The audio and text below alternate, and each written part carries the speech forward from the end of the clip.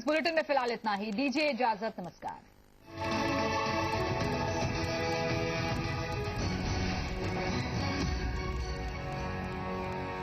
जी उत्तर प्रदेश उत्तराखंड अन्य 70 चैनलों के साथ न्यूज ब्रॉडकास्टर्स एसोसिएशन का सक्रिय सदस्य है। हम एनबीएसए द्वारा आचार संहिता और निर्देशों का कड़ाई से पालन करते हैं। ऐसे चैनलों से सावधान रहें जो रेगुलेटेड नहीं है। एनबीए का सदस्य होना खबरों की प्रामाणिकता की गारंटी है।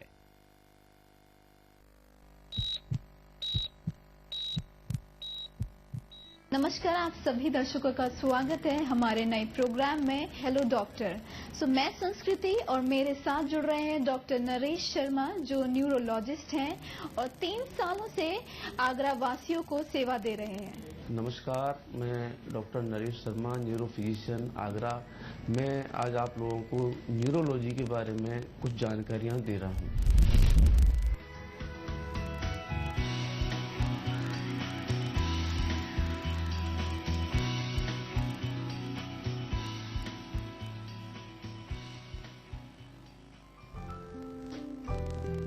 आपका स्वागत है सर। और हम आपसे कुछ जानकारी चाहते हैं। मतलब आजकल बहुत सारी बीमारियां चल रही हैं जो कि जैसे सर दर्द होने लगता है कि मतलब क्या उपचार हम कर सकते हैं? देखिए, सर दर्द के बहुत सारी वजह होती हैं। नॉर्मली तो बुखार के साथ, जुकाम खांसी के साथ जो सर दर्द होता है वो सामान्य सर दर्द होता है और कुछ दिनों में ठीक हो जाता है। पर हम एक टर्म यूज करते हैं, जटिल सर दर्द। ऐसा सर दर्द जो कई सालों से हो, ठीक नहीं हो रहा हो, या फिर बहुत तेज सर दर्द हो और कुछ ही दिनों के अंतराल में पैदा हुआ हो। ऐसा सर दर्द जो दिनचर्या को प्रभावित करता हो, सोने नहीं देता हो या कोई काम करने में रुकावट पैदा करता हो, उसको जटिल सर दर्द कहते हैं। जटिल सर दर्द होने पर आपको न्यूरो फिजिशियन को दिखाना चाहिए। स्ट्रोक क्या है और उसके उपचार क्या है सर? देखिए, शरीर के किसी एक हिस्से में कमजोरी आ जाना या आवाज का एकदम से बदल जाना, मुंह का टेढ़ा हो जाना, ये स्ट्रोक के लक्षण होते हैं। अब स्ट्रोक 2 वजह से हो सकता है। या तो ब्रेन में, दिमाग में खून की नस बंद हो जाती है या दिमाग में खून की नस फट जाती है। इन दोनों की ही अलग अलग वजह होती हैं और अलग अलग ही ट्रीटमेंट होता है। तो स्ट्रोक का पेशेंट हमारे पास आता है तो हम सबसे पहले सीटी स्कैन करवाते हैं। सीटी स्कैन से हमको आइडिया रहता है, मिल जाता है कि खून का नस फटी है या बंद हुआ है। तो सीवियरिटी के हिसाब से उसको एडमिट करके और उसका इलाज शुरू कर देते हैं। उसके बाद सेकेंडरीली हम ये पता करते हैं कि इनको खून का नस का फटना या बंद होना किस वजह से हुआ है। तो उस वजह का कुछ इन्वेस्टिगेशन करवाए जाते हैं, फिर उनका ट्रीटमेंट कराया जाता है। और जो एक साइड में कमजोरी आ जाती है स्ट्रोक की वजह से, उसके लिए हम कुछ दवाइयां देते हैं, कुछ एक्सरसाइज बताते हैं। इसमें महीनों का टाइम लगता है पर अल्टीमेटली पेशेंट ठीक हो जाते हैं। और स्ट्रोक में अगर 4.5 घंटे के अंदर हमारे पास पेशेंट आता है तो हमारे पास इंजेक्शन है और उसको हम तुरंत लगाते हैं। सीटी स्कैन करवाने के बाद उससे तुरंत सारी नसें ब्रेन की खुल जाती है और पेशेंट का ठीक होने का चांस बहुत ज्यादा बढ़ जाता है। 90% पेशेंट तुरंत ठीक हो जाते हैं। सर, आजकल हाथ और पैरों में झंझनाहट होती है, वो किस कारणवश होती है? देखिए, हाथ पैरों में झंझनाहट या सुन्नपन ये न्यूरोपैथी की वजह से होती है। न्यूरोपैथी का मतलब है कि नसों में कोई प्रॉब्लम हो जाती है। जैसे कोई डायबिटीज का पुराना मरीज है तो उसको डायबिटिक न्यूरोपैथी होती है, उसकी वजह से हाथ पैर उसके सुन्न हो जाते हैं। या फिर गर्दन में नस दब जाती है किसी की तो उसके हाथों में सुन्नपन आ सकता है। कमर में नस दब जाती है तो पैरों में सुन्नपन आ सकता है। बहुत सारी वजह होती हैं। अब हमारे पास ऐसा कोई पेशेंट आता है तो हम उसका हिस्ट्री लेके, उसको एग्जामिन करके और जो रिलेवेंट इन्वेस्टिगेशन होते हैं वो करवा के फिर उसका ट्रीटमेंट कर देते हैं। टिनाइटिस और कान में आवाज आना, ये किस कारणवश होता है?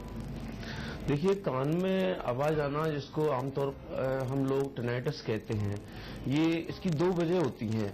एक तो कान में कोई बीमारी हो या दिमाग में कोई बीमारी हो। नॉर्मली ऐसा बोला जाता है, कहा जाता है, हम लोग कहते हैं कि कान की नसें खराब हो गई हैं, उससे ये टिनाइटिस या कान में घंटी बजना या कान में हवा की सी आवाज आना, समुद्र के पानी की आवाज आना, इन सबको टिनाइटिस बोला जाता है। जब हमारे पास टिनाइटिस का पेशेंट आता है तो हम सबसे पहले उसका एग्जामिन करके ये जानने की कोशिश करते हैं कि ये कान में पैथोलॉजी की वजह से है या दिमाग में प्रॉब्लम की वजह से है। इसके लिए हम कुछ इन्वेस्टिगेशन करवाते हैं और उसके बाद क्लियर होने के बाद इसका ट्रीटमेंट करते हैं। सर्वाइकल स्पॉन्डिलाइटिस क्या है?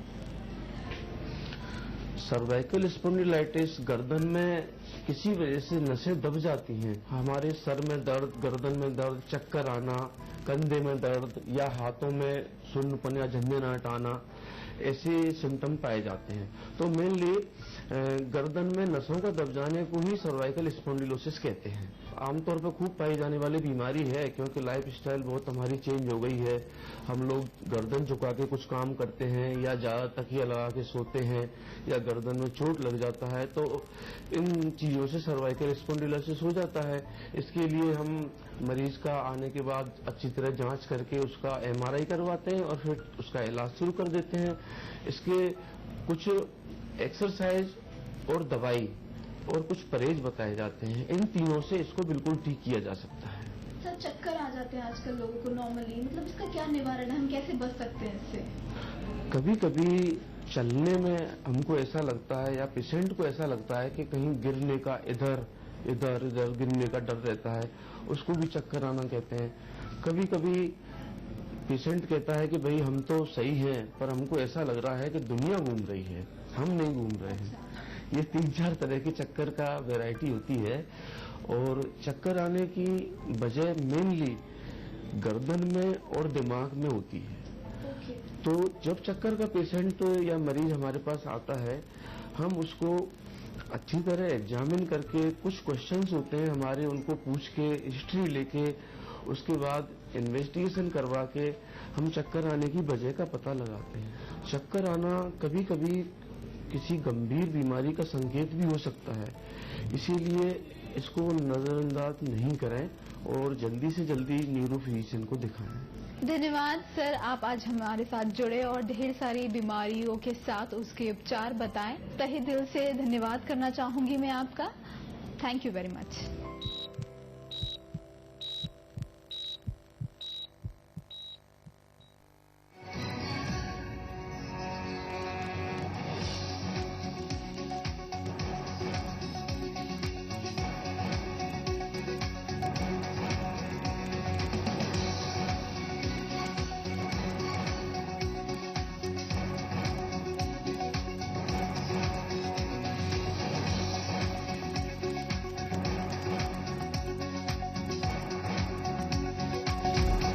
प्रायोजक ला ब्यूटिका प्लस हैंड सैनिटाइजर जो किल करे 99.99% जर्म्स विदाउट वाटर। मुल्तानी पश्मीना, कुछ नहीं बचेगा, आओ अब सब बचेगा। RHL गोल्ड 500 HD सरिया, तौल से छुटकारा पाएं, सरिया गिन कर घर ले जाएं। राज रतन डिटर्जेंट पाउडर व केक, हमारा प्रयास आपका विश्वास। राज रतन वेंजॉल ल्यूब्रिकेंट्स, माइलेज ज्यादा, दमदार इंजन का वादा। वेंजॉल ल्यूब्रिकेंट्स, शाम धूप, हर दिल की चाहत, हर दिल की उमंग, शाम धूप की मनमोहक सुगंध। ट्रू पावर अर्थिंग एवं wire cable. For more detail log in www.truepower.co.in। सुरक्षा का पक्का वादा। कपड़ों की जान, लगन डिटर्जेंट पाउडर और केक, सफेदी का सुपर हिट फॉर्मूला, कमला पसंद पान मसाला, अनोखा स्वाद। और पतंजलि गाय का देसी घी खाएं, मिलावट के जहर से अपने मासूम बच्चों व परिवार को बचाएं।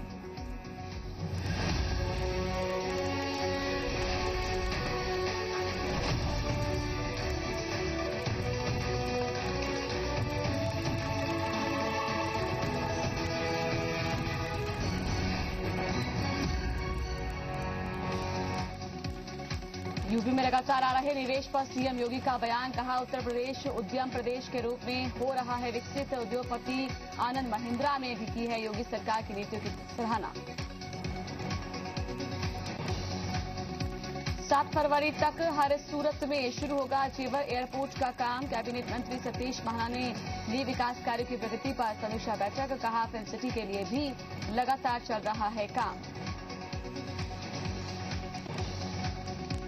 रामपुर की स्वार विधानसभा सीट पर चुनाव को लेकर सुप्रीम कोर्ट ने हाई कोर्ट के फैसले पर लगाई रोक। अब्दुल्ला आजम ने स्वार सीट पर उपचुनाव पर रोक लगाने की मांग की थी।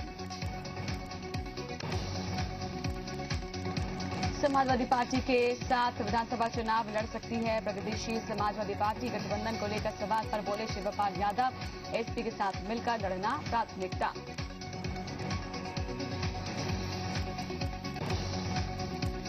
कैसेंट को लेकर फिर हरीश रावत ने साधा त्रिवेंद्र सरकार पर निशाना। कहा पिछले 7.25 साल में नहीं हुआ एक भी विकास कार्य। 9 नवंबर को गैरसैंण में होना है राज्य स्थापना दिवस का कार्यक्रम। प्रस्तुतकर्ता इम्यूनिटी बढ़ाने के लिए महिलाओं की नंबर 1 औषधि व टॉनिक हेम पुष्पा। प्रायोजक डॉक्टर विश्वास का वॉक फास्ट ऑयल, जेल और कैप्सूल, कोई भी दर्द से संपूर्ण राहत दे।